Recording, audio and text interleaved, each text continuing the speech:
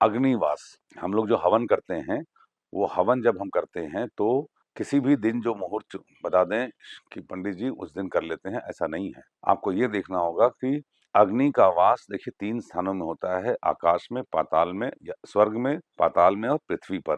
तो जब अग्नि स्वर्ग में है या अग्नि पृथ्वी पर है, पाताल में है, तो आप हवन करेंगे तो अग्नि कहाँ, कोई फ़ायदा है आपको?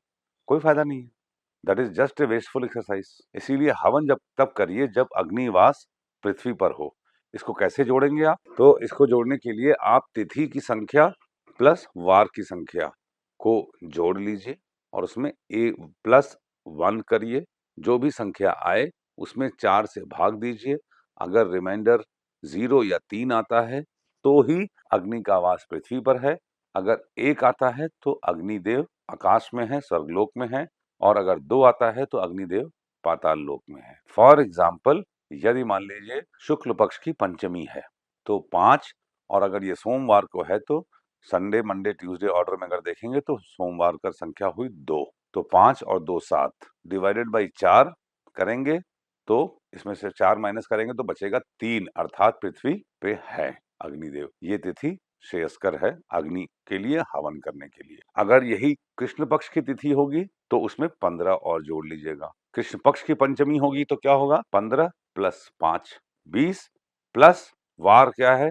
मान लीजिए शनिवार है तो 20 और 7 27 प्लस 1 28 बटे 4 4 सत्ते 28 रिमाइंडर 0। इसका मतलब अग्निवास पृथ्वी पर है। जब पृथ्वी पे है तो हवन करना श्रेयस्कर है।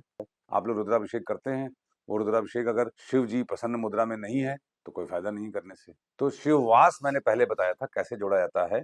जो तिथि होती है उस तिथि को डबल कर दीजिए, 2 से मल्टीप्लाई कर दीजिए और 5 ऐड कर दीजिए। फॉर एग्जाम्पल, मान लीजिए आज सप्तमी तिथि है शुक्ल पक्ष की, तो 7 दूनी 14 5 19 डिवाइड कर दीजिए 7 से बटे 7, 7 दूनी 14 बचेगा 5। अगर शेष 1 आता है तो भगवान शिव कैलाश में है।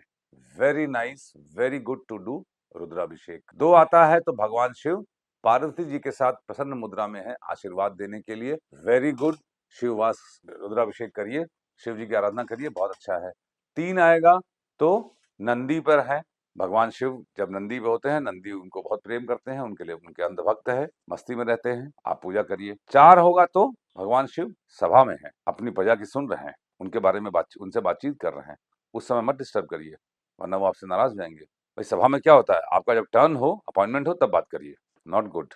ठीक है। 5 आए अगर तो क्या है, भोजन कर रहे हैं। जब वो कोई भोजन कर रहा होता है तो आप उससे जाके करेंगे भगवान शिव आपकी बड़ी कृपा है, आपके ललाट पे ये है और आप ये हैं वो हैं, गुस्सा आ जाएंगे। वो भूख लगी है, भोजन कर रहे हैं, करने दीजिए भाई उनको। 6 में है तो क्रीड़ा में है, खेल रहे हैं, कोई खेल रहा होता है, आप जब खेल रहे होते हैं मम्मी आपसे पढ़ने के लिए कहती है तो आपको गुस्सा आती है ना, तो वैसे ही है। जब 0 पे है तो शमशान में है, अपने गणों के साथ है, उस समय बिल्कुल भी अभिषेक रुद्राभिषेक नहीं करना चाहिए।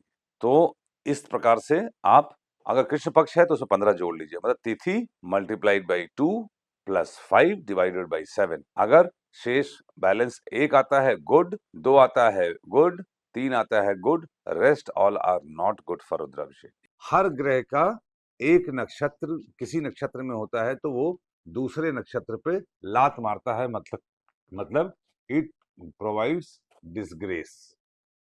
लात मारना, किकिंग, किकिंग समझते हैं? तो सूर्य अपने जिस नक्षत्र में है वहां से 12वें नक्षत्र पे लात मारते हैं। चंद्रमा 6ठे नक्षत्र पे फॉरवर्ड मोशन में, मंगल 3रे नक्षत्र पे फॉरवर्ड मोशन में, बुध 7वें नक्षत्र पे बैकवर्ड मोशन में, गुरु 6ठे नक्षत्र पे फॉरवर्ड मोशन में, शुक्र बैकवर्ड डायरेक्शन में 5वां नक्षत्र, शनि फॉरवर्ड डायरेक्शन में 8वां नक्षत्र, राहु बैकवर्ड डायरेक्शन में 9वां नक्षत्र। फॉर एग्जाम्पल अभी शनिदेव पूर्वा भाद्रपद में है तो पूर्वा भाद्रपद से 8वां नक्षत्र क्या होगा? पूर्वा भाद्रपद, उत्तरा भाद्रपद, रेवती, अश्विनी, भरणी, कृतिका, रोहिणी, मृगशिरा। मृगशिरा पे उनकी लात है, इसका मतलब लात मार रहे हैं। इसका मतलब अगर कोई प्लेनेट मृगशिरा में है, आपका लग्न, लग्नेश, राशि, राशि, गुरु इत्यादि, उसको शनिदेव की तरफ से अपोजिशन का सामना करना पड़ेगा, डिसग्रेस का सामना करना पड़ेगा।